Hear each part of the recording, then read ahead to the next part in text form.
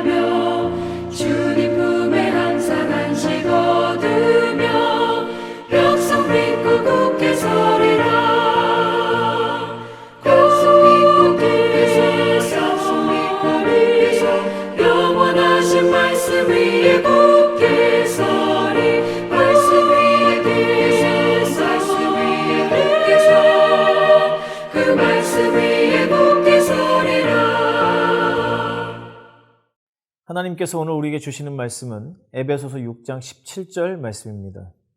구원의 투구와 성령의 검, 곧 하나님의 말씀을 가지라. 공격은 최선의 방어다. 이런 말을 들어보신 적이 있으실 것입니다.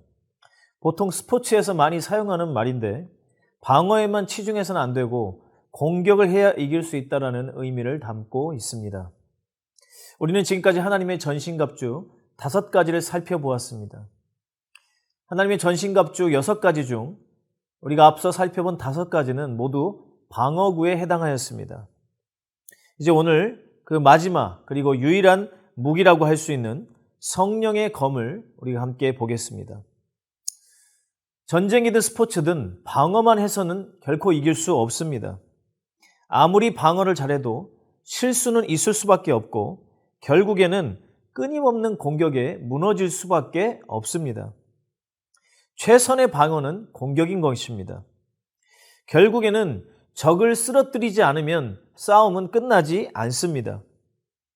우리의 이 영적 전쟁의 최종 목표는 우리의 원수 마귀를 쓰러뜨리는 것입니다. 우리가 마귀를 완전히 죽이거나 없애버릴 수는 없습니다. 그것은 하나님께서 마지막 날에 마귀를 심판하실 것입니다. 하지만 마귀를 대적할 수 있고 마귀에게 피해를 입힐 수도 있습니다.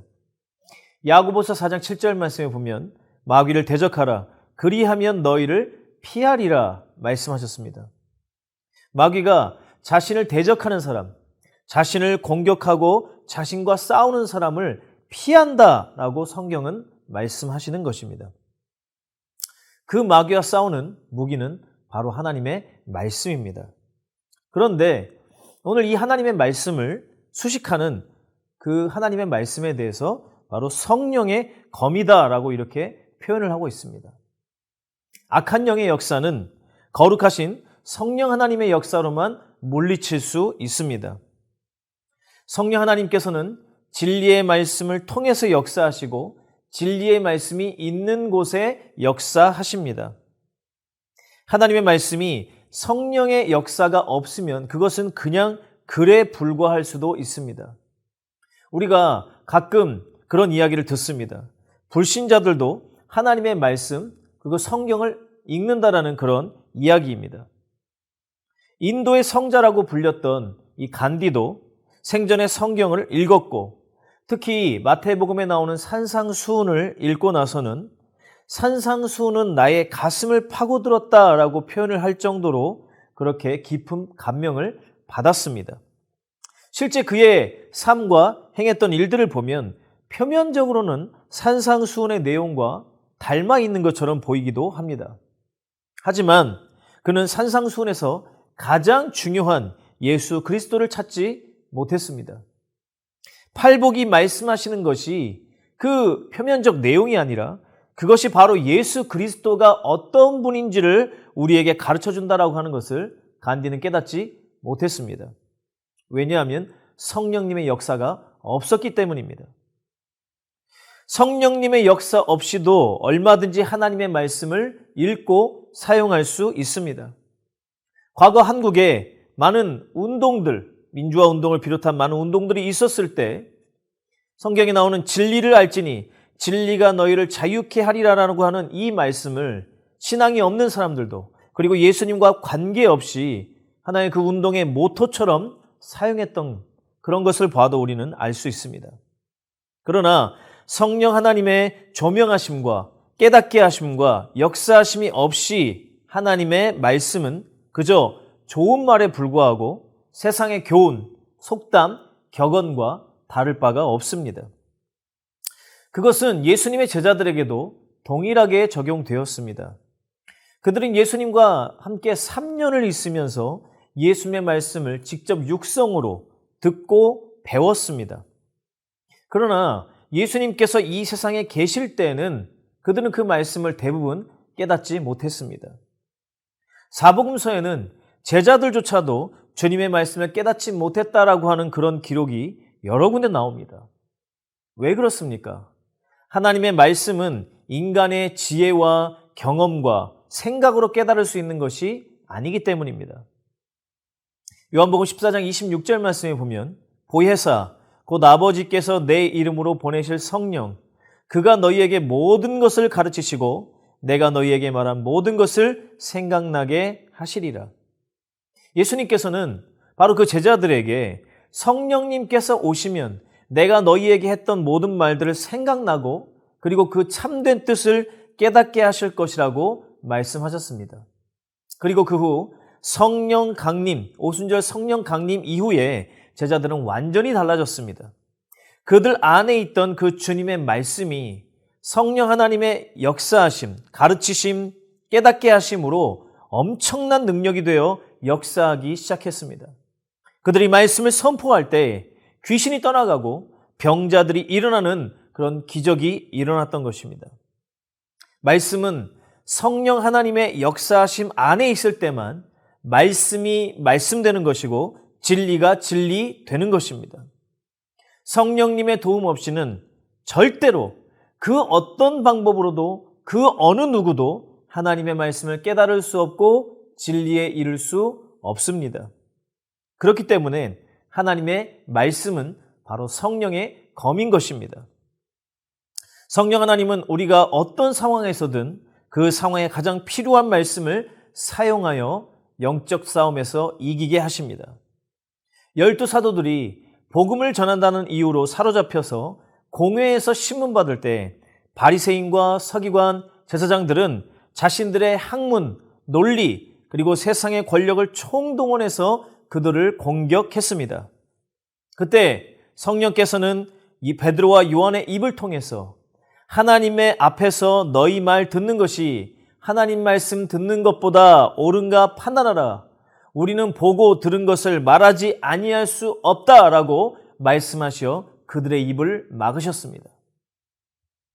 우리가 잘 아는 말씀, 히브리서 4장 12절 말씀에 보면 하나님의 말씀은 살았고 운동력이 있어 좌우의 날선 어떤 검보다도 예리하여 혼과 영과 및 관절과 골수를 찔러 쪼개기까지 하며 또 마음의 뜻과 생각을 감찰하나니 라고 말씀하셨습니다.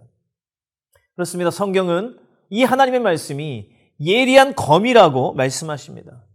물론 이 말씀은 우리의 영혼을 감찰하시며 수술하시는 그런 의미로 사용되었지만 하나님의 말씀이 얼마나 강력한 능력을 지녔는지를 우리에게 가르쳐주고 있습니다. 또 다른 말씀 고린도후서 14장 4절과 5절 말씀에 보면 우리의 싸우는 병기는 육체에 속한 것이 아니요 오직 하나님 앞에서 견고한 진을 파하는 강력이라. 모든 이론을 파하며 하나님 아는 것을 대적하여 높아진 것을 다 파하고 모든 생각을 사로잡아 그리스도에게 복종하게 하니. 하나님의 말씀은 그 어떤 견고한 진도 아무리 강력한 이론과 논리와 학문도 다 무너뜨릴 수 있는 능력을 가졌다고 성경은 말씀하고 있습니다. 전 세계와 온 우주를 통틀어 하나님의 말씀보다 강한 것은 아무것도 없습니다. 여기 최고의 검이 있습니다. 그 검은 어떤 견고한 방패도 뚫을 수 있고 어떤 강력한 적도 물리칠 수 있는 검입니다. 이 검은 바로 성령의 검, 하나님의 말씀입니다. 그리고 하나님께서는 그 검을 바로 저와 여러분에게 주셨습니다. 그리고 그 검을 들고 원수와 싸우라고 말씀하십니다. 우리 앞에 있는 적이 아무리 크고 강하고 위협적으로 우리를 공격한다고 해도 우리는 이 말씀의 검, 성령의 검으로 물리칠 수 있습니다. 많은 치열한 영적인 싸움의 현장 속에서 살아가시는 성도 여러분, 지금 바로 검을 잡으시기 바랍니다. 지금 바로 성경을 펴서 그 말씀을 읽으십시오. 그리고 성령님의 능력을 의지하십시오. 우리를 끊임없이 공격하는 원수 마귀를 향해서 담대히 하나님의 말씀을 선포하십시오.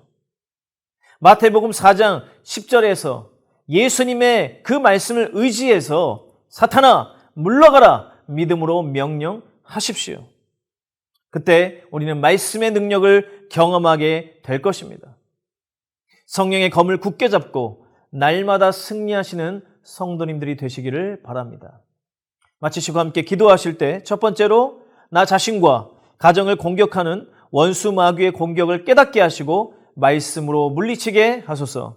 두 번째로 우리 교회 성도들이 깨어서 전투하는 영적 군사들로 훈련되게 하소서. 이 기도 제목을 가지고 기도하시겠습니다. 함께 기도하겠습니다. 하나님 아버지, 우리에게 성령의 검 하나님의 말씀을 주셔서 감사합니다. 말씀을 항상 듣지만 그 말씀의 능력과 권세를 잘 알지 못하여 영적 싸움에서 실패할 때도 많았습니다. 그러나 이제 우리에게 주신 그 말씀을 사용하여 원수와 싸우기 원합니다. 성령 하나님, 예수님의 제자들에게 역사하셨던 것처럼 우리 안에 역사하여 주셔서 하나님의 말씀이 말씀되게 하시며 진리가 진리되게 하여 주시옵소서. 골리앗 앞에 이스라엘처럼 두려워하고 전전긍긍하는 신앙생활이 아닌 다윗과 같은 담대함으로 하나님의 무기를 손에 들고 적과 싸우는 믿음의 용사들 되게 하여 주시옵소서. 우리 구주 예수 그리스도의 이름으로 기도합니다. 아멘.